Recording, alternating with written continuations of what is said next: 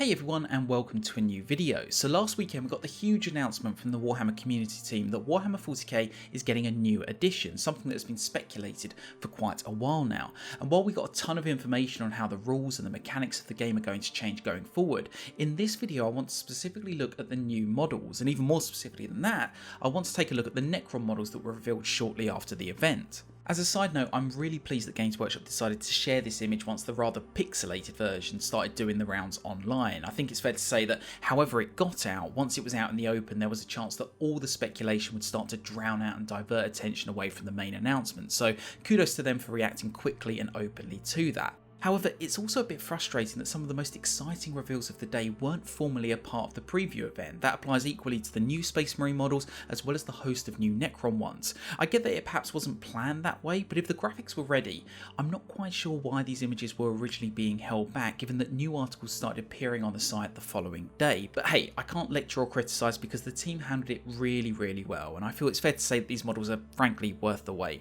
So let's turn to the new Necron models we see, and in this video I'll be going clockwise around the image and sharing a few of my thoughts on the models, including what influences they seem to have and what some of these might actually be. As a heads up though, I'll be covering the Silent King in a separate video, simply because he is such a pivotal character for the Necrons and 40k's upcoming story that I think he deserves it. Plus, I want to go into the detail of who the katana attached to his throne is and how this model links back to the earlier trailer, so stay tuned for that one. But let's start front and centre with the models closest to the Space Marines, the new Necron Warriors. FYI, the Triarch Praetorians just above them haven't changed from the existing sculpts, but it can't be overstated how closely linked they are to the Silent King, who serves as the head of the Triarch Council, and I expect their particular abilities on the tabletop will be heavily boosted by his presence, so one to watch. But again, let's take a look at the new Necron Warriors. Now, some people seem to have gone off them since they were first shown off, and I can respect that. They are certainly more weathered than their older iterations, and Games Workshop seem keen to manoeuvre them into more of a zombie horde army when it comes to themes and tabletop play.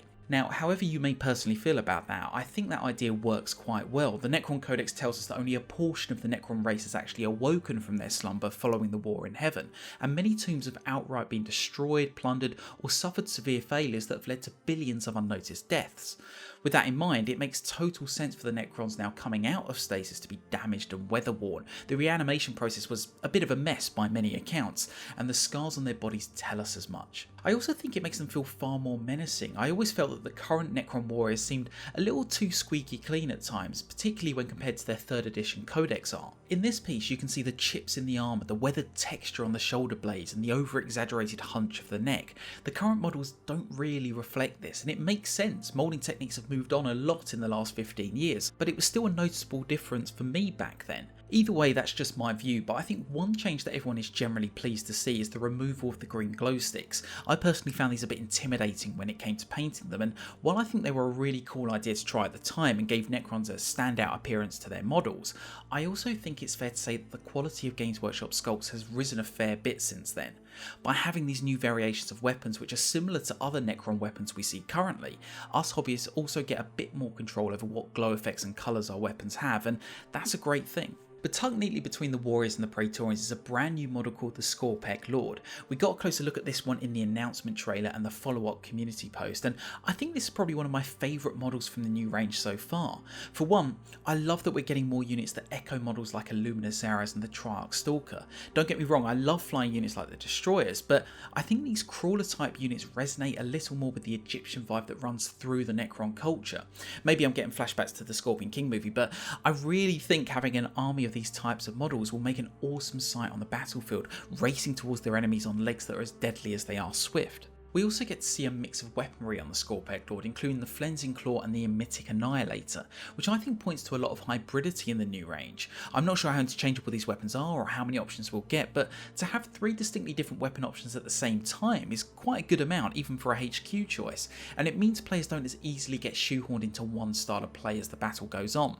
Again, we'll see when the units start to come out, but I think this is a really promising model and one I'm already considering buying just because it looks so cool.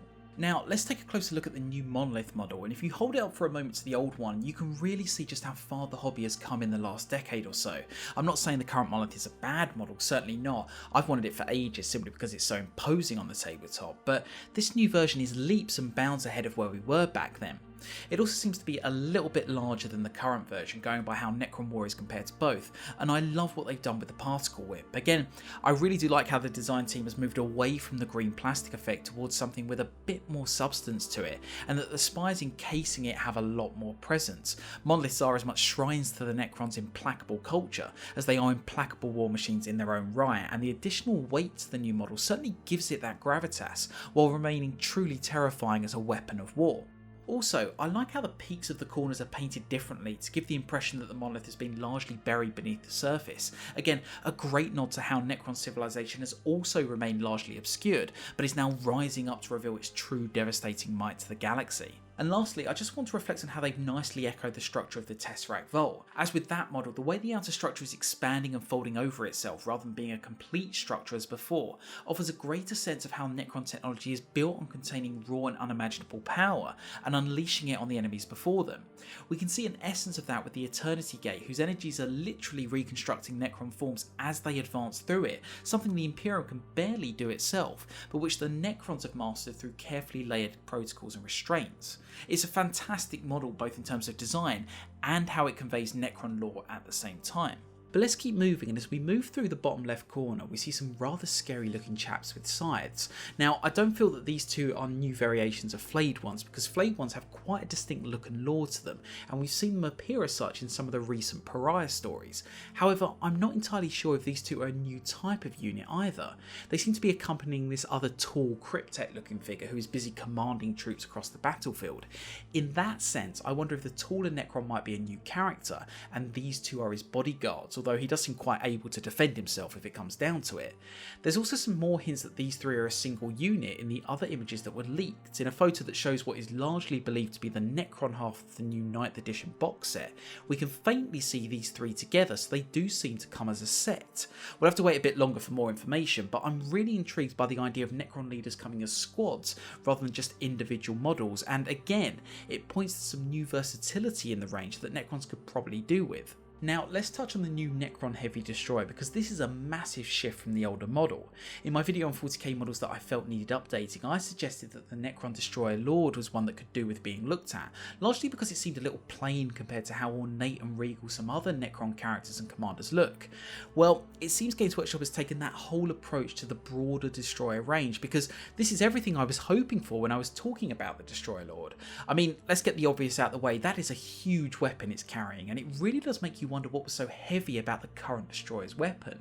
But I really like how they've got it carrying the weapon with two hands. The previous model didn't do that, leaving one arm feeling a little redundant, and it gives the model a greater sense of sentience. Rather than just feeling like a mobile but largely static turret in the shape of a Necron, this new sculpt feels much more dynamic and its pilot far more present and imposing. And the rest of its body really does build on both of those aspects. It's a great rendition of Jez Goodwin's artwork, which a number of people have pointed out, and I think the inclusion of those bulky jets give a great sense of power and weight to the model.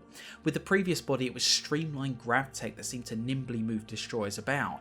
Here we see powerful thrusters that not only help to keep the immense weight of the heavy destroyer aloft, but also give it that manoeuvrability to avoid incoming enemy fire as it delivers well-placed shots. Now, for the sake of time, I just want to look at two of the other Necron models quickly, and again, I'll save the Silent King for his own video because he really does deserve the spotlight. However, let's glance over to this War of the Worlds looking machine in the corner. At first, I thought this might be a revised Triarch Stalker, but we can see one just behind the Monolith, so this seems to be something entirely new. Underneath its body, it's equipped with what I think are a pair of Gorse Flayers, which it can use to harass troops it strides over. But on top is this massive weapon, which I, like a few others, suspect is a Doomsday Cannon. If so, then this walker is going to be packing a seriously powerful stat line and could make it a must-have for Necron armies going forward. Part of me, however, also hopes that this might be a more mobile version of the Gorse Exterminator from the Forge World Necron Sentry Pylon. For those who don't know, the Gorse Exterminator is a Strength 12 Heavy 2 weapon, but is largely built for targeting enemy aircraft. That balance I think would suit this model quite nicely, which seems quite well built for spotting and targeting incoming enemy air support. Whichever weapon it might be, this model is certainly an intriguing one, and it's fun to think how easy it will be to peek over buildings and unleash waves of Gorse energy into unsuspecting squads. And finally, let's talk about that new Catan model. It's almost impossible to say which one it might be. It could be one of the ones we know about, even though information on some is very hard to come by, or it could be an entirely new one. Either way, there's some features on this model that really capture my attention and pull me towards thinking it's one particular Catan more than the others. If I was to put money on it, I'd say this is Iyashdra, the Endless Swarm, and it's largely because of the texture of the skin.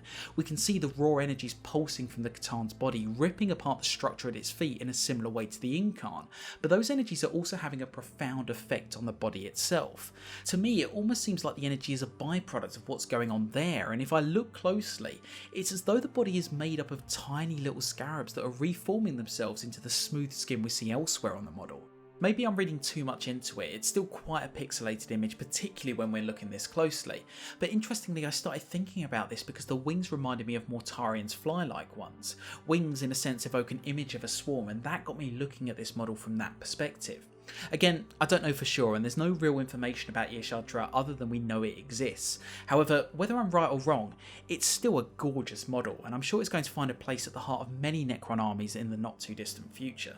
However, I think that's enough from me. I could talk about these models all day, but I think we're going to get a lot more information and probably some better pictures in the coming weeks, so I'll save things until then. But let me know what you think. We've had a few days to digest the previews, and I'm keen to hear what you think specifically about these new Necron models. This clearly won't be the end of the new models, and I expect we'll see a lot more soon, but I think we can all agree that this has been a phenomenal start to the new edition. But as always, I want to say thank you very much for watching this video. Please do consider liking it and subscribing to the channel if you enjoyed it, and I do hope you'll join me for the next one. But until then, take care.